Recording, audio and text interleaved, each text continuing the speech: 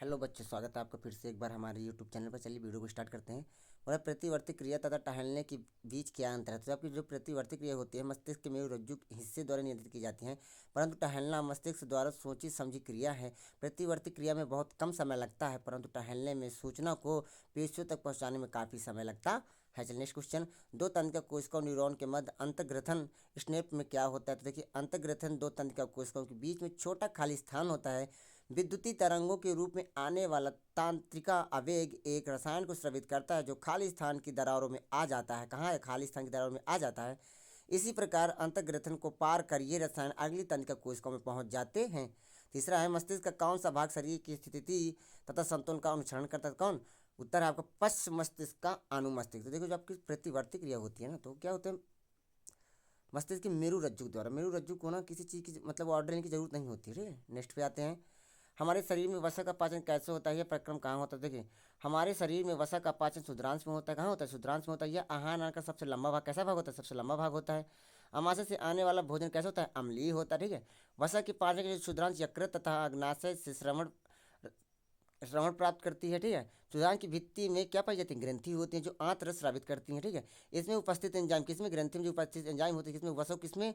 वसा अम्ल तथा ग्लिसरॉल में क्या कर देते हैं? परिवर्तित कर देते। ये आपके 3 नंबर के लिए क्वेश्चन है। ठीक है। दूसरा है, भोजन के पाचन में लार की क्या भूमिका होती है? भोजन को पचाने के लिए उसे दरअसल टुकड़ों में खंडित करना जरूरी होता है। लार एक रस है जो लार ग्रंथि से स्रावित होता है। लार में एक एंजाइम होता है जिसे लार एमिलेस कहते हैं। यह जटिल अणुओं को सरल साकर में खंडित कर देता है। भोजन को चबाने के दौरान पेशी जीहा भोजन को लार के साथ पूरी तरह से मिला देती। चलो यहाँ पे बच्चे लार है, लार नहीं, एक मिनट, यहाँ पे लाल लार, ठीक है, वहाँ पे लाल लिखा है, सॉरी, एक मिनट बच्चे।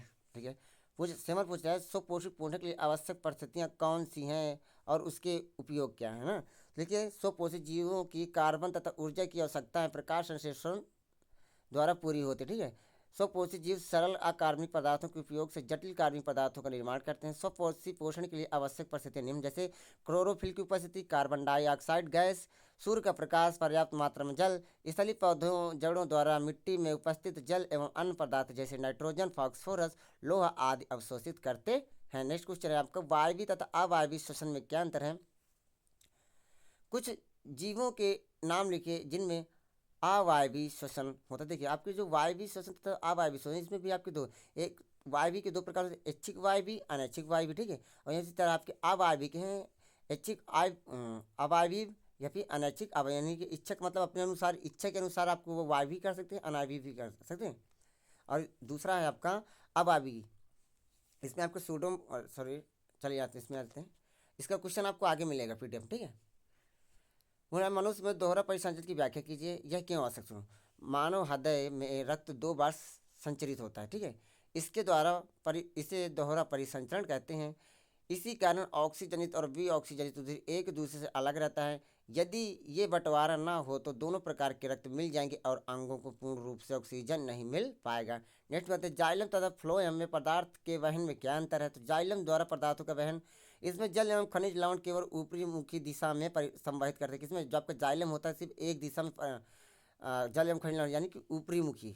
ठीक है, सिर्फ ऊपर की तरफ। इसमें जल तथा लवण का संवहन दाब तथा वाष्पोत्सर्जन कर्षण द्वारा होता है। फ्लोएम द्वारा पदार्थों का वहन, एक मिनट बच्चे, ठीक है, ठीक है।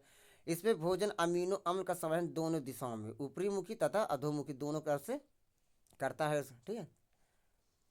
हो जाए, गैसों के विनिमय के लिए मानव फुफ्फुस, आप उसके स्क्रीनशॉट ले लें। ठीक है। गैसों के विनिमय के लिए मानव फुफ्फुस में अधिकतम क्षेत्रफल को कैसे अभिकलित देता है। तो मानव फुफ्फुस छोटी छोटी नलिकाओं में बटा होता है। सूचनिकाओं के बाद अंत में कुपिकाएं होती हैं जिनकी संरचना गुब्बारों के समान होती है। कुपिकाएं ही गैसों के परिवहन को सरल बनाती हैं तथा एक विशाल क्षेत्र उत्पन्न करती है। मानव में वहन तंत्र के घटक कौन से हैं? इन घटकों के देखिए बच्चे में आपको तीसरी बार क्वेश्चन कराना इतना इंपॉर्टेंट है, हर बार आप कहा रहे हैं।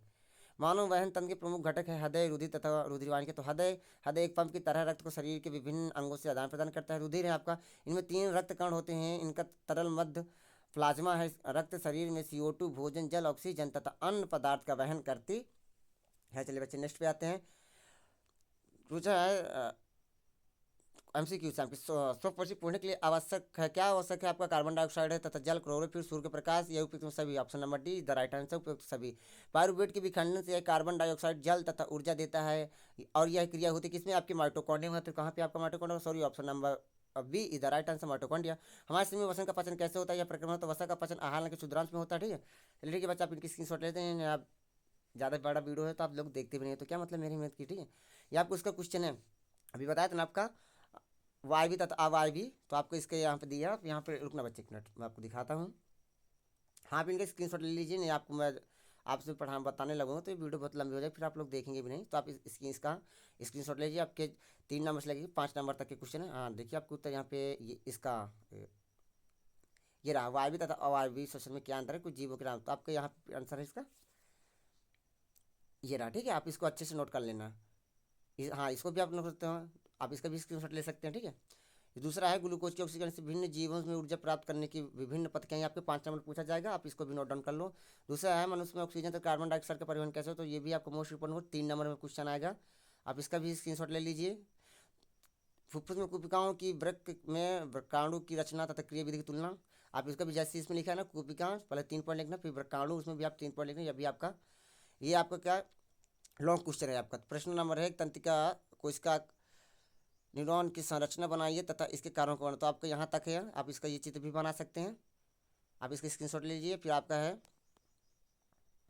पादों में प्रकाश संवर्धन किस प्रकार होता है, ये भी आपको 3 नंबर में क्वेश्चन आएगा, तो ये भी आपको पूछ सकता है। आपके 7वां नंबर है मेरू हाँ, इसका भी आप स्क्रीनशॉट लीजिए। पादप हार्मोन इस आपको 2 नंबर में आएगा, इसको जरूरी है। पादप हार्मोन तो पादप के अंदर उपस्थित ग्रहण करने वाली कोशिकाओं के द्वारा स्रावित होते हैं। ये रासायनिक पदार्थों जो पौधे के नियंत्रण एवं समन्वय का कार्य करते पादप हार्मोन कहलाते हैं, जैसे जिबलिन, ऑक्सीजन, साइटोकानिन, एबी6। जो आपके एबी6 होता है ना, ये पादप हार्मोन ग्रोथ के लिए मतलब बेकार हुई, ग्रोथ नहीं करने देता है। बाकी आपकी जिबलिन है, ऑक्सीजन है, साइड में आपकी वृद्धि हार्मोन है। ये स्क्रीनशॉट ले लीजिए, मोस्ट इंपॉर्टेंट क्वेश्चन है, इसका भी स्क्रीनशॉट ले लीजिए बच्चे। नहीं ऐसे नहीं है, अब क्लास 10 का है आपका, बायोलॉजी का है, पार्ट 2 है, मैंने एक वीडियो और बना के डाला था, आप इसमें भी ले लीजिए। दूसरा, मनुष्य में वृक्क के एक तंत्र का भाग जो संबंधित किससे? आपको सर्जन से, ठीक है।